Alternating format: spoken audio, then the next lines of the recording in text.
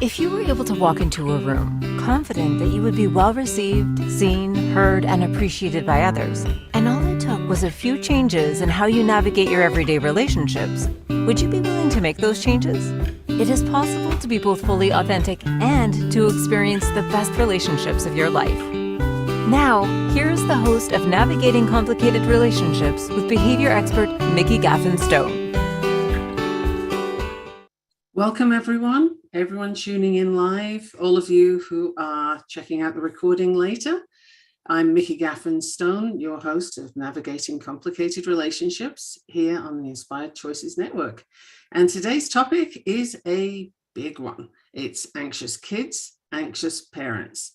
Now, as a board certified behavior analyst, I've worked with both anxious kids and anxious parents a lot.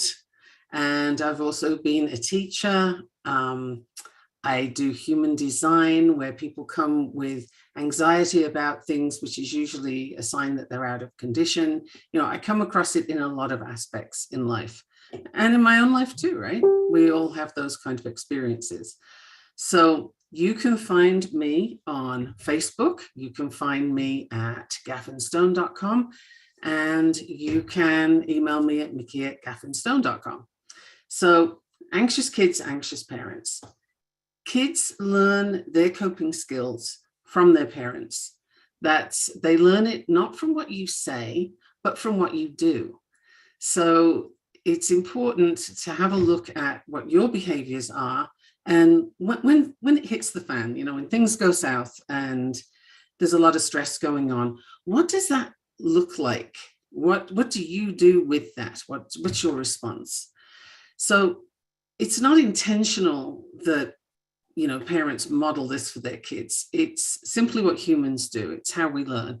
So kids will see how you respond under pressure and they'll do the same. So do you think you're an anxious parent? Today's episode of Navigating Complicated Relationships and Complicated Sentences will explore this and look at parenting styles, how to adapt yours and how to work with the child you have. So human design is a key piece here in understanding where anxiety can come in for your child, because this is a sign of conditioning, and also understanding your own anxiety. So today's topic, how many of you have experienced anxiety in the past? Right? Maybe in the past year. Anxiety, briefly, is a response to a situation. It's like excitement, only negative. Excitement itself is positive, right? You anticipate something good. If you're sort of feeling the nervousness and worry about something, then that comes up as anxiety. That's not the same as having a long-term issue where your normal approach to things is from that negative lens, that sort of anxiety piece. So how many of your kids have been experiencing anxiety this last year or two? You know, post-COVID, an awful lot of people have been, well, you know, we all had life change and not everybody liked that very much. Not everybody did well with that. And for kids, school was disrupted, it was stopped, you know, their social interactions were messed up. And now they're suddenly thrown back into school. And what do they do with that? You know, a lot of anxiety comes up. So anxiety is negative feelings and thoughts about things that haven't yet happened, or you're not quite clear on the outcome yet. And what happens in that situation is our brains make up stories to fill that gap. It's unknown information, and we don't do well with space. We need to have certainty. You know, that's what our brains are designed for. So if you don't have the information, you'll fill it in. And we're naturally designed to look for negative first because that keeps us safe. You know, millennia ago, we would have to look out for the bear that's going to come and eat you, or, you know, something dangerous. So your brain is wired to look for the negative thing in order to keep you safe. We're still doing that, even though we no longer have to watch out for saber-toothed tigers. So how do you model your response to coping skills, your response to an anxiety provoking situation. What are your coping skills? That's what I'm trying to say. My mouth really isn't working today.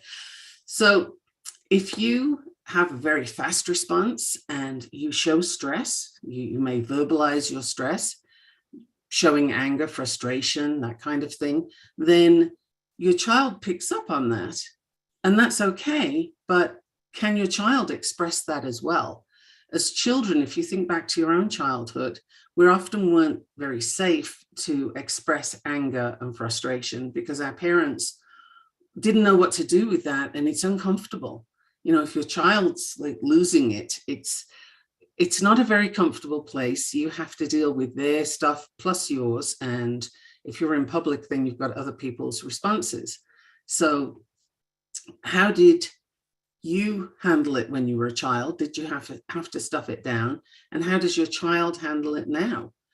So when anxiety comes up, we're going to express an emotion of some sort. And depending on your human design type, that could be anger, for example, if you are a manifester. If you're a manifesting generator, chances are you have anger, you have frustration, you have a little of each going on. Generators will have frustration and projectors will have bitterness. Reflectors, well, 1% of you will be disappointed. And this is, it's a natural expression, but can you express it safely? Can you express it in a way that's functional? And these are things for you to get that notepad that hopefully you've had for the last few weeks and write down some notes for yourself. Like, what comes to mind when you think of anxiety? What do you do with it? How do you express it? What behaviors do you show? And what behaviors have your child or your children learned when they express anxiety? Are they shut down? No, don't feel that way. No, it's okay. Everything's fine. That kind of response is instinctive on the part of the parent. It's very natural to want your child not to feel so sort of upset and out of sorts. So you want them to not feel that way, but the human experience is to feel that way. And we've all been raised to stuff that down. But let me just go through a few things to explain what happens when you do stuff it down. So if you have anger, like a manifester, then what often happens is that anger gets internalized. It becomes, I can't express it, so I'm going to hold it in. And that turns to a sort of self-criticism and later self-sabotage.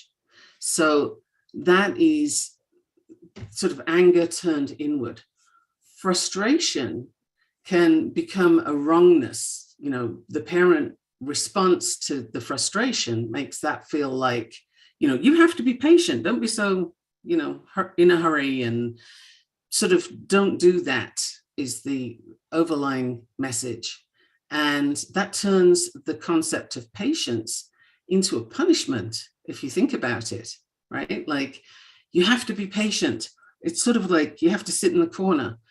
It feels like something that you have to do because you're wrong. And that in itself sets up a whole series of unhelpful learnings, because patience is the generator's best friend. It's how you operate. You need patience so that you don't jump in and say yes to too many things. So those kind of things are important to know about yourself and your child. Knowing your human design can help.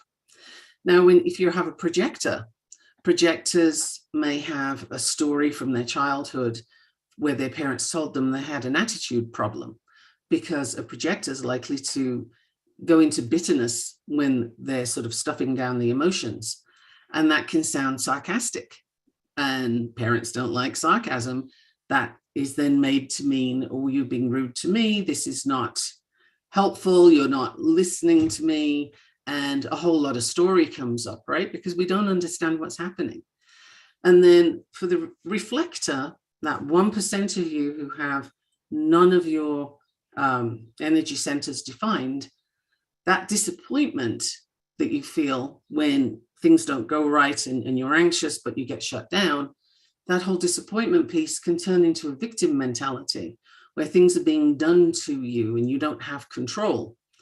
So that's any one of these things really can also turn you into a people pleaser, right? Because when you're made to feel wrong about something by those big people who are there to look after you, as a child, your safety is in those big people around you. They're going to keep you safe from the saber-toothed tiger. So you need to please them. You need to have them not throw you out of the group. And people pleasing can come up from this. Oh, don't mind me. I'm just going to, be quiet over here. And you make a decision about that too. If I'm anxious, then, my parent gets upset. So I better keep quiet and hide over here. How does that show up later in life? Limiting beliefs, anyone? So that's where it's really helpful to know your human design, to learn how you operate and how those around you operate, whether it's your partner or your parent or your kids, or even all of them. That can be very helpful too. And there's a lot of interactions that go on between the charts. I have worked with a couple who the male was a manifester and his spouse was a projector. And they had a lot of collisions in their marriage because they didn't understand how the other one needed to express and where their anxieties might come in. One was very fearful about money and not having money and what did that mean? And the other one was fearful about not having the loving attention that they felt should be, part of the marriage deal. And so they're on different wavelengths and expressing their sort of experience differently, not understanding the other. So that in itself can be anxiety provoking. Now, I do have some questions that people wrote in for me, which is great. And I'll start on one now, but there's going to be a long answer to it. So we'll take a break after a little bit of this. So someone called Mike asked, how are anxious attachments formed? What characterizes anxious attachments? And what results do they produce? So you can see why this is going to take more than a minute, right?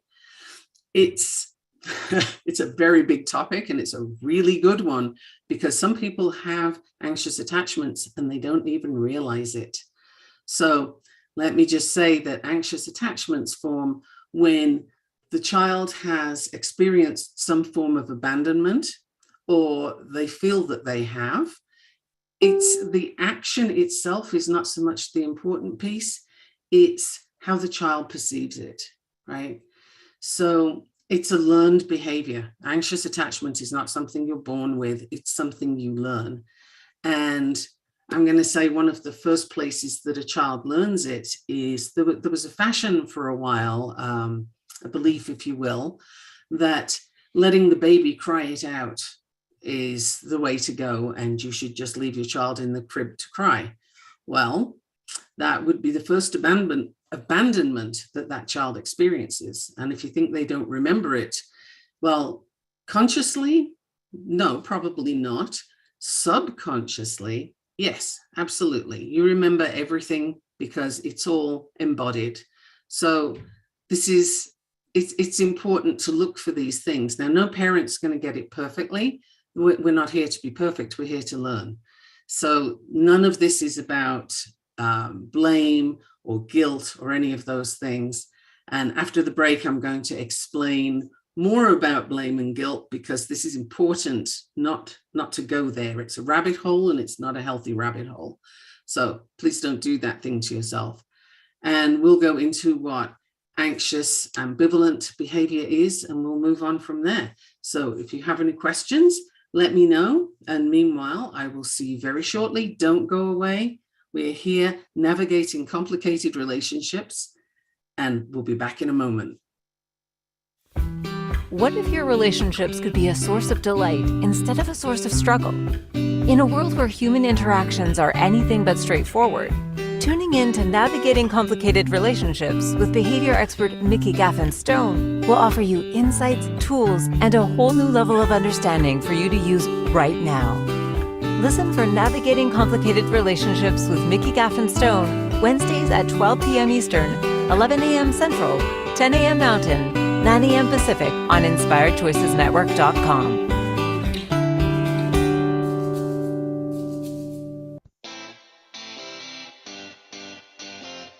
Are you a subject matter expert? Are you here to share your expertise with an audience waiting to hear from you in only the way you can deliver? Are you ready to have your voice amplified across the airwaves?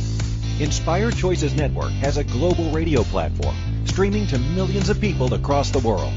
Professionally produced and supported by an accomplished team every step of the way, you can broadcast from anywhere in the world, knowing your voice matters, and we ensure it is delivered with ease and efficiency. Eager to hear your message, the world awaits. Contact us today to become an Inspired Choices Network radio host.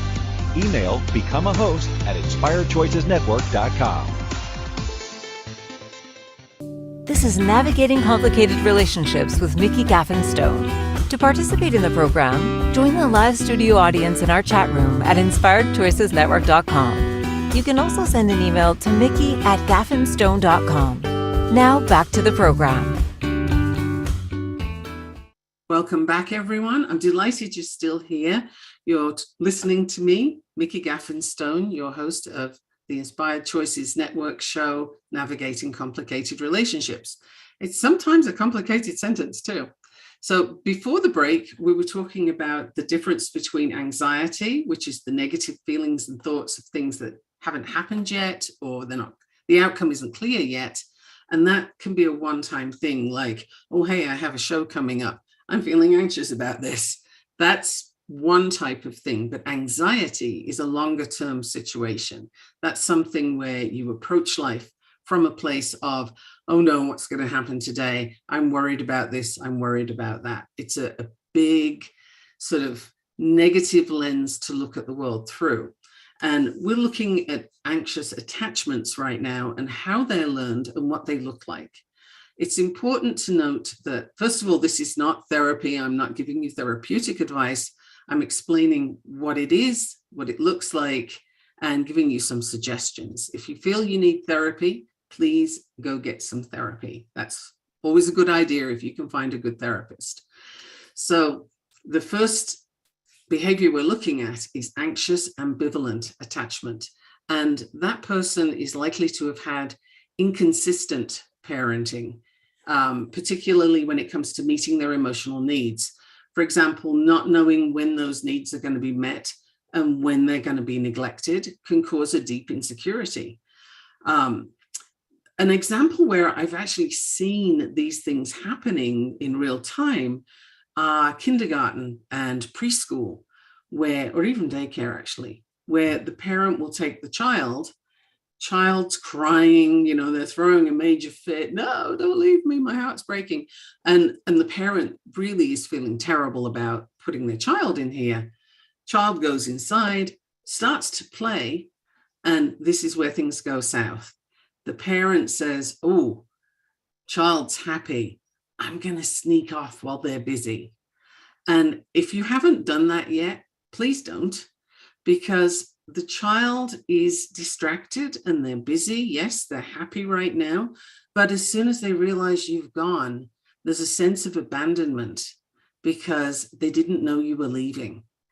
And that brings up all kinds of fear for the child. They don't know, well, when's my parent going to do that another time? They have no frame of reference for this. So for the child, they just think this could happen at any given time. They don't realize that the parent was, feeling cut up about the kid being here and didn't want to have them cry again, right? Like this is the parent's discomfort overriding any sort of clear thinking about what to do next and how to move forward. So if you have young kids, stick it out. Just stay with them, let them know you're going so that they don't get that sense of abandonment. Because when a child has experienced that, chances are what you see at home is they're very clingy. You can't go to the bathroom without the kid hanging onto your ankles. This is because they don't know if you're coming out again. They don't know what you're going to do next. So that's how it shows up for the child, and they can also increase their behaviors, their sort of annoying behaviors, to get your attention, because they want to make sure you're still there, right? I still have your attention. You're still with me. What happens if I do this? And they're going to prod and poke, and you get all of these experiences that you wonder what happened. Why is this child behaving like this? Well, because they're afraid you're going to up and leave them. So it doesn't have to make sense to the adult. The point is, this is what the child's making it mean, because that's how much experience they have of the world and what their bandwidth allows for. So as an adult, this can show up as needing your partner or your friend, and it can be a pretty intense situation. It's, someone who texts and phones all the time. Where are you now? What are you doing? Where are you going? These kind of questions. This is actually an anxious attachment, and the anxiety levels can become pretty overwhelming. Even if the relationship has a history of being secure, the anxiously attached person always has this little thing in the back of their mind, like maybe it is provoked by an argument, or even just a difference of opinion. Doesn't have to be a full-blown argument. That person, that little thing in the back of their mind can be triggered into, oh, maybe they're going to leave me now. They could leave me, and they could leave me when I don't expect it. It's a trigger that's always there, and it could go a long time without being switched, but it will be there. It's a sort of adult version of clinging. So this is your inner child trying to get their needs met as an adult. It's not a conscious thing. Now, anxious ambivalent will often show up as you want to get really close, but then you pull away. But then you get really close, but then you pull away. And you may push your partner away before they get a chance to do that to you. It's one of those behaviors where you're trying to save yourself from the hurt, so you push them away. And it's very confusing for the partner of somebody who has this kind of anxious attachment. It reflects the childhood experiences. So you may become clingy when any sort of separation is hinted at. Oh, you're going away on a business trip. Big panic and erratic behavior can come up because that person feels unsafe and insecure. So sometimes this happens with the best of parents with their kids. You don't mean to leave them. Maybe something happened and you had to run out of the house for something. I don't know. It doesn't really matter. The point is to discover what it is and how to now deal with it moving forward. So just to recap, someone with anxious ambivalent attachments are going to be very clingy, and they may push away before they cling again. This person's going to need constant reassurance. They may complain that, you're not affectionate enough. Whoa, you're too affectionate. No, not enough, too much. And it can be very difficult to navigate. The partner can end up feeling like they have to walk on eggshells, and that's not a healthy response. So if you find that you're in this situation, this would be a good time to get some therapy, get some help for working through those feelings of abandonment and the concern that it may happen again, the anxiety that may happen again. This person can also be overly sensitive to triggers. The partner forgets to call, and he always calls at 10 o'clock. Why don't I have a phone call? What's happening? And then all the negative scenarios play out in the head, and you end up with this massive ball of anxiety because someone got busy and forgot to call. So you may be anxious ambivalent if you have a needy sort of approach to your friends and partner and a low self-esteem. You can be hyper-focused on the thought of being rejected. And when that's triggered, you're going to be even closer to the person because you're sort of like wanting to hold on to them really, really tightly, like hanging onto a balloon that you don't want to have fly off. But I think most of us know that, if you hold on to something too tightly, it doesn't work. It has the opposite effect. There's actually an African proverb that says power is like an egg. If you hold it too tightly, you'll crush it and lose it. If you hold it too loosely, you'll drop it and it breaks. You have to hold it just so. So another type of anxious attachment is anxious avoidant. And that's a fear of rejection, sorry. And that person they might not be conscious that they fear rejection, but they'll always hold back a little bit. They're sort of not going to get into a deep connection with someone and may change partners fairly frequently to avoid deep connection. They may tell themselves all kinds of stories about why they do that, but the reality is they don't feel safe to connect deeply. And they might not be able to access those emotions. They might be so well hidden from childhood that, for fear of being exposed and hurt, they're going to just stuff them down. They may want a partner and they may push that partner away at the same time. Parents probably weren't around very much for this person. And I'm just going to say hello to all the Gen Xers out there, because this was probably your experience. And I just want to explain for the generations, because guilt and blame is important to not do, right? We don't want to point backwards and say, it's my parents' fault. They may have done things that you responded to in this way, but they're human. So the boomer generation, so-called boomer generation, they were raised by parents who experienced a lot of lack and a lot of fear. There was the Depression, there was the war, there was a whole lot of just terrible things happening that would cause lack and fear. So that boomer generation were raised by people under these conditions. So the boomers grew up with a priority of, we have to make money. We have to have a house. We need money. Money is important. We need food in the fridge. No lack in this household. And now both parents were starting to work. And so they didn't really understand that the kids needed a lot of attention because they're growing human beings. What they see through their lens is, we got to have money, we got to have food. Then you have Gen X, who basically raised themselves because boomers were busy making money for food, and there's no guidelines. So as a Gen Xer, what are you going to do?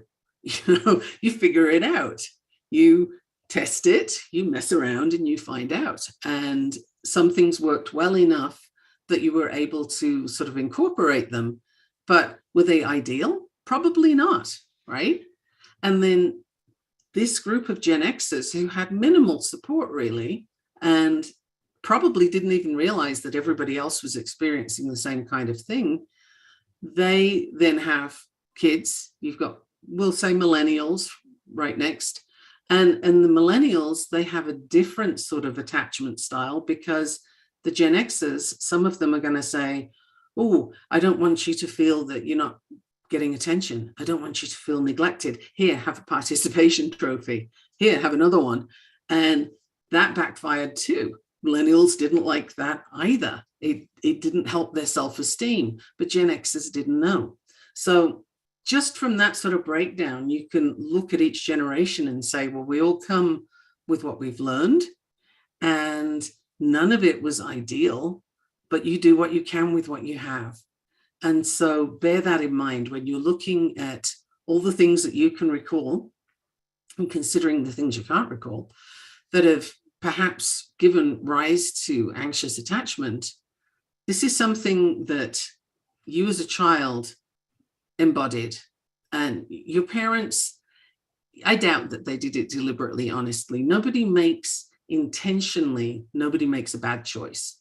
You make the best choice you can where you are, right? You don't stop and say, hey, I'm going to make a bad decision right now. That's not usual.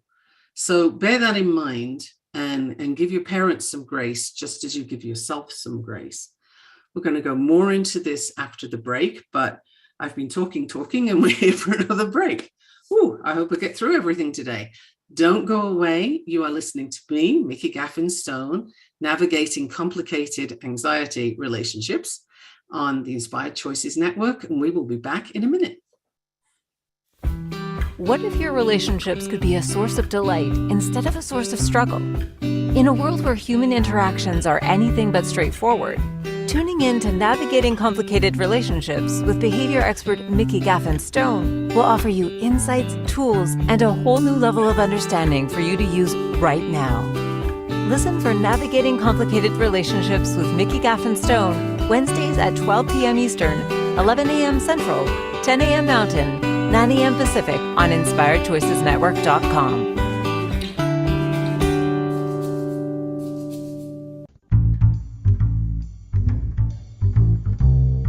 How wonderful would it be to carry your favorite Inspired Choices Network host with you throughout your day?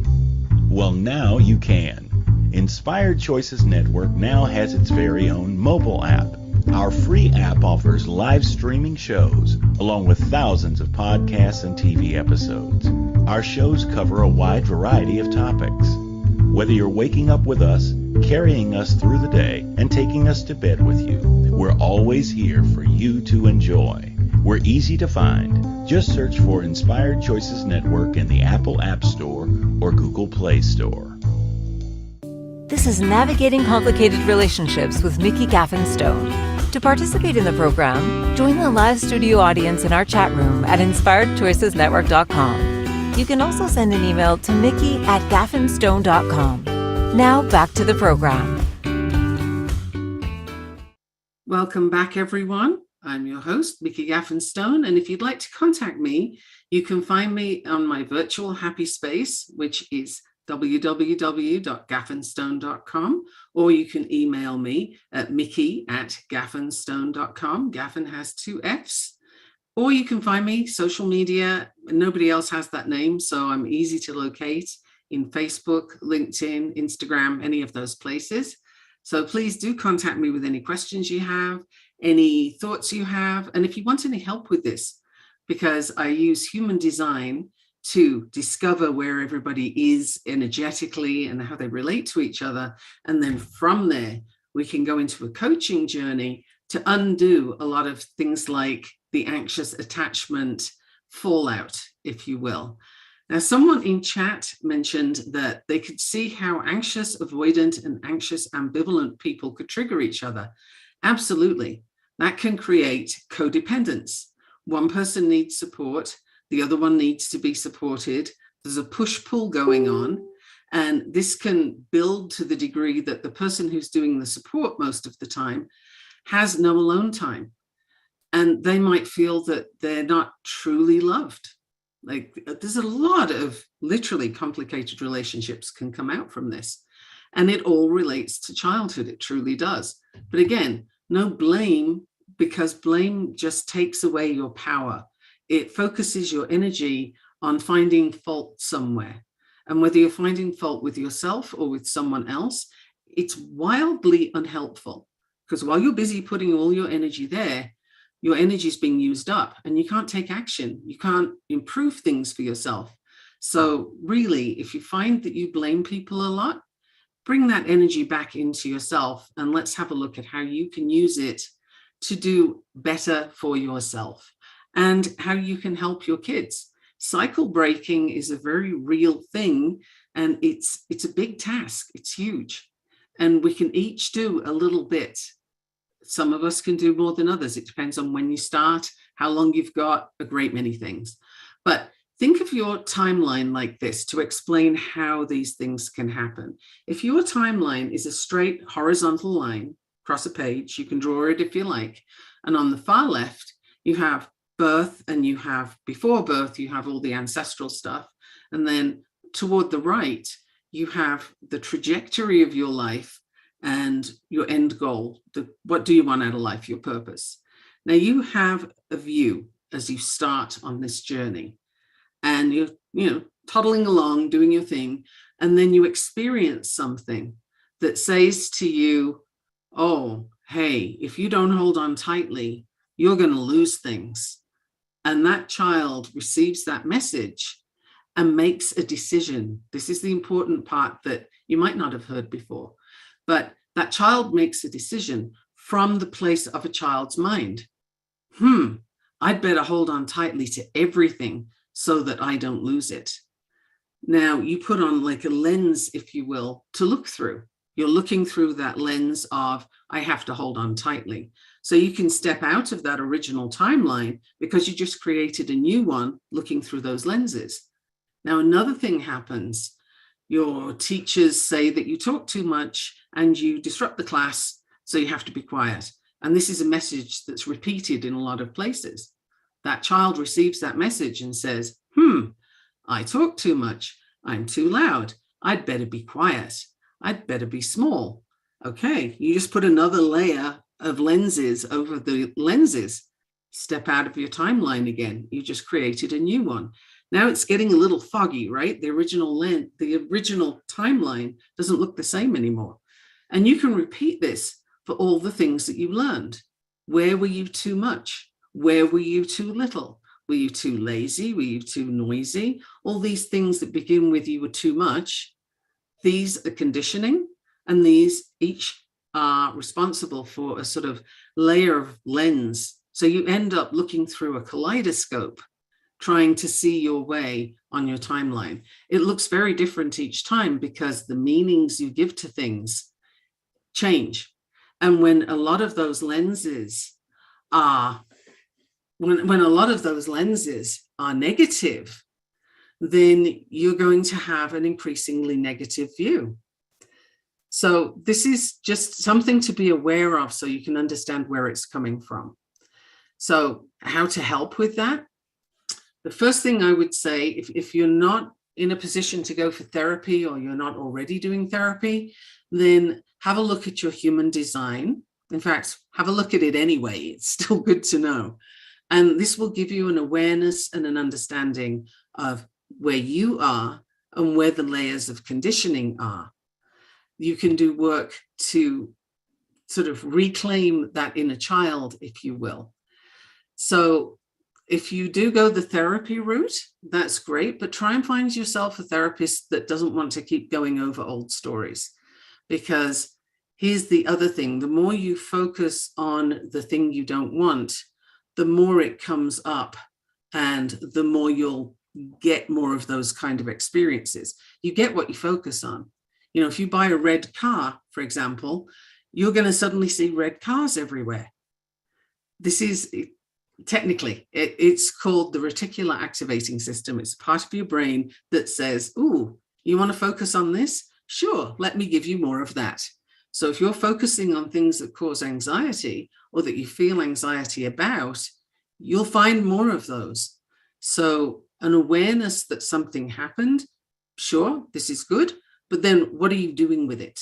That's the thing that you really need to focus on now. And even more importantly, where do you want to be?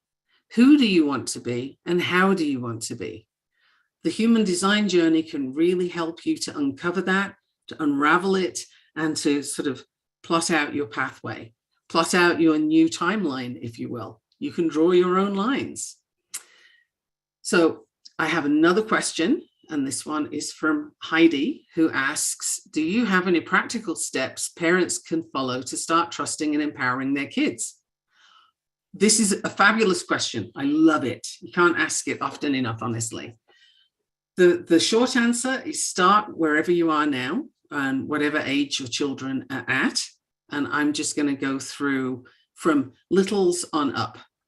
So one of the things to do is to help your child make their own decisions, because that's at the root of it all, right? So when they're little, that can look like, do you want to wear the red t-shirt or the blue t-shirt? Do you want to have your book before a bath or after a bath? So you're giving them choices that you're happy either way, but the child gets to decide something. So they learn what that looks like. You know, they learn, oh, I chose to have my book before the bath, but I kind of like it better the other way around. Didn't like that decision. You know, they're learning something. And as they get older, you can give them more and more things to decide. And along with that, you give them tools to be successful. So, for example, I came across someone who asked their 7-year-old to clean up their room, pick up their room, put things away. And her husband said, "I'll go help." And half an hour later, they hadn't gotten anywhere. So there was a lot of confusion as to why this wasn't happening. And it turned out that neither of them, the adult as well, had ever been taught how to tidy up a room, particularly a very messy one. And there is a structure to this. So in behavior analysis, what we do is something called a task analysis, which is where you break down the whole task, if you will, into small pieces. And what that can look like for this sort of thing, we'll use the example of picking up the room. Using that example, you can sort of either draw or write out a timeline of, first of all, you pick up the trucks, put them in the box. Then you pick up the trains and put those in the drawer. And you list it in order so that it becomes easier to do and they have success. Success gives momentum, and then the person wants more success. So that's a good way to start with littles. Teach them how to be successful. For middle-aged kids, that sounded weird, but for middle kids, you can give them some more responsibility. Pack your school bag. Give them some help on how to do that. What kind of things do they need to put in it? Do they want a chart to tick? Do they want, I don't know, a reminder on their phone? Like, what does your child want? How does it work in your household?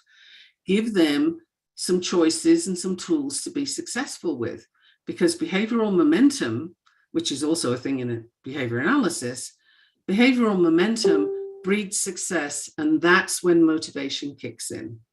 So you start with lots of small successes, the brain gets a lot of dopamine hits and then says, "Ooh, I want more of that. What do we do next?" Right? And that's when that kicks in. So helping a child to be successful is a great way of reducing anxiety and avoiding the whole sort of onset of anxious thinking, because they're already having success, they're already building confidence.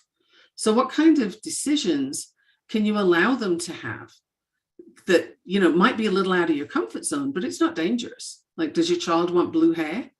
Is that a problem? Like, if they'll get kicked out of school, maybe it's a problem, but if they won't, can you allow them to try that out now? It's better, I think, to try it younger than when they're older. Can they choose dinner from some options? Can you ask their help? Like, where can you bring them in so that they're a part of the contribution to the decision making in the family? And remember that, your child is not there to be the maid. They're not there to clean up the house. I've seen some places as a behavior analyst where it got a little over the top with the kid doing all the housework and the adults not doing any. I think that can be problematic, but that's for your household. Just remember what kind of attachment you may be creating with that. And then finally, we have teens. And this is my favorite group. I love working with teens because they're adults in training. And this is the place where you can see the impact that you're having. And remember, all the way through childhood, it's not what you say, it's what you do. That's where the child is learning. So a tactic or a strategy, if you will, for your teen is be curious. Always be curious. Instead of jumping in with your solutions or, no, you can't do that, you have to do this, ask them, find out what they see the situation as. What do they think? What are their decisions? How do they see their options? Ask a lot of questions and be prepared for some answers that you didn't think of. We're going to get more into curiosity because, can you believe it, we're here for another break. So I don't have a lot of time to get through all this today, but we'll do our best. So please don't go anywhere. I'm going to adjust my chair during the break because it fell down. And we will be back with Navigating Complicated Relationships in just a moment. What if your relationships could be a source of delight instead of a source of struggle? In a world where human interactions are anything but straightforward, tuning in to Navigating Complicated Relationships with behavior expert Mikki Gaffen will offer you insights, tools, and a whole new level of understanding for you to use right now. Listen for Navigating Complicated Relationships with Mikki Gaffen Wednesdays at 12 p.m. Eastern, 11 a.m. Central, 10 a.m. Mountain, 9 a.m. Pacific on InspiredChoicesNetwork.com. This is Navigating Complicated Relationships with Mikki Gaffen. To participate in the program, join the live studio audience in our chat room at InspiredChoicesNetwork.com. You can also send an email to Mikki@gaffenstone.com. Now back to the program.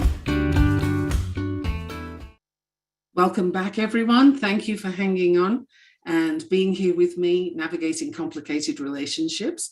You can find me at over 450 platforms, which is incredible, is it not? And we're streaming live, and there's podcasts. There's all kinds of ways you can receive this information, and there's all kinds of ways you can contact me and get more. You can work with me directly, and we can do intensives, which means if you have something that you want to work on in 2 or 3 hours, we can do that and really focus in very closely. This is a new thing I'm offering. And there's the longer coaching program, where if you really want to change your trajectory, you want to change that timeline to reach the vision that you have, then we can work on that and get you running in the direction you'd like to go in. So a lot of possibilities. And remember, you can find me at my website, gaffenstone.com, or email me, Mikki@gaffenstone.com. So for your teens, put your agenda away and realize that what they want to do is not necessarily, in fact, probably not what you want them to do. And you have no idea of knowing what they're fully capable of, but you can trust that they're capable. And you can trust what you have taught them so far. What have you given them the tools to be an adult? Probably so. If you haven't, what parts can you give them now? If they've never cooked a meal, now's a great time to learn. You know, if they don't know how to clean up their room, now is a great time to learn, so they don't have to do it when they're an adult with a 7-year-old. You know, it's never too late. You can always bring in these skills. But when I say what are they capable of, sometimes we get told stories, like the teachers may give you a viewpoint of, oh, your child's no good at this, they can only do that. And I'd like to give you an example of this where, boy, if I had listened, my child's trajectory would have been vastly different. My son was at school learning French, and we were in Canada at the time, so it was important that he know French. And his teacher informed me that he was not good at languages, and I should put him into a direction where he didn't have to use language. He didn't have to learn French. And I thought that was very harsh and very condemning kind of thing. You know, there was no flexibility in what she was saying. As luck would have it, we were moving, and we moved to another country. When we got there, first thing that happened was he had to learn Mandarin Chinese. You can imagine my thoughts on the subject. I was a little concerned because of what this teacher had said. But here's the crucial part. I decided not to say anything, and I decided not to step in, but to let him see what he could do. And boy, could he do it. He learned Mandarin Chinese like a champion. He was doing, team quizzes, and he was even dreaming in Chinese in a few months. Like, he was incredible. He is now fluent in 7 languages. He's a linguist. He has his PhD in linguistics. And I would never have known that he could do that if I'd listened to that teacher. So the whole point to that story is, what could you be missing if you listen to other people's opinions of what your child can do? No wonder kids get anxious. They get a lot of pressure from different directions for how they should be doing things, what it should look like, and when they should do it. You know, it's awfully tough. Think back to your own teenage years. What did you want to do that you weren't allowed to do? What did you want to do that people didn't think you could do? Practicing trusting your child and letting them know that you trust them is really key. It also helps to keep communication going with your kids. If you let them know that I trust you, I know you've got this, I know you can do this, and you're open to them coming to you and saying, what should I do here? Don't make the decision, even though they asked you. Ask them what their thoughts are. And then if you have a couple of options to lay out, you could do that and then ask them again, which one looks good to you? Or do you want to try something else? But keep reflecting it back to that child, because this is one of the most important muscles they will ever build, is the decision-making muscle. And being able to make strong decisions will help to reduce anxiety and reduce that sort of nervousness of going into a new situation. If they feel that they can rely on themselves to make good decisions, then they're going to make good decisions and they're going to feel good about that. So think about the consequences of what you're going to do before you do it and encourage them to do the same. So this means, instead of offering solutions, ask questions. Ask them for their opinion. And, whenever a child of whatever age says, I don't know, a really good response to that is, okay, but if you did know, what would the answer be? And when you change it like that, there is an inclination to find an answer.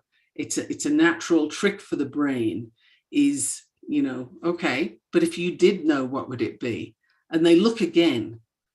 I don't know is sometimes I don't want to think about this, or I can't be bothered to think about this.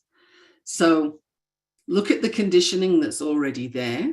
If you want to use human design to find out more completely where it's sitting, where it's hiding you, where it's keeping you small, and learn to offload that, human design is a great way to do that. That's why I use it all the time.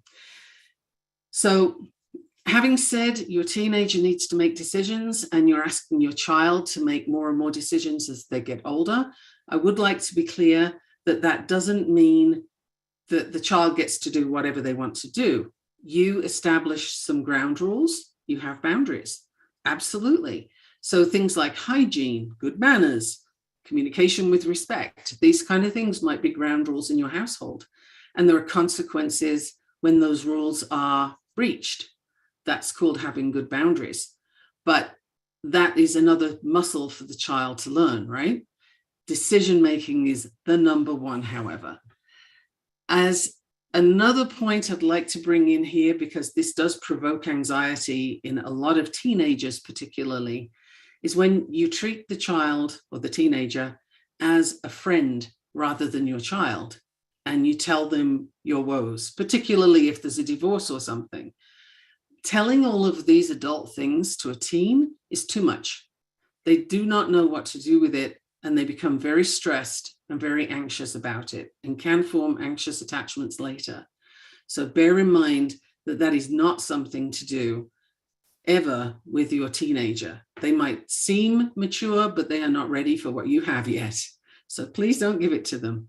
Again, if you'd like to contact me and find out more about any of this or things that weren't yet answered, please come find me at my virtual happy space, gaffenstone.com, or send me an email, Mikki@gaffenstone.com, and I will be very happy to answer you there.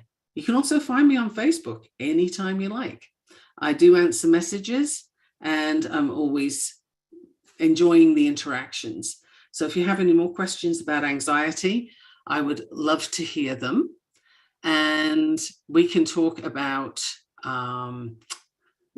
let's see, feeling curious and, asking the child, what would they like to do? What's their trajectory? Get them to draw their timeline. How cool would that be?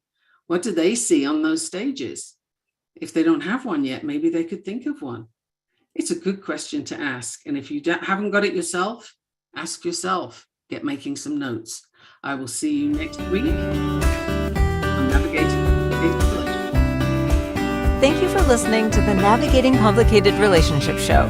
Mikki returns Wednesdays at 12 p.m. Eastern, 11 a.m. Central, 10 a.m. Mountain, 9 a.m. Pacific on InspiredChoicesNetwork.com. Until then, Remember, every relationship is a journey, and with the right tools, you can create stronger, more fulfilling connections.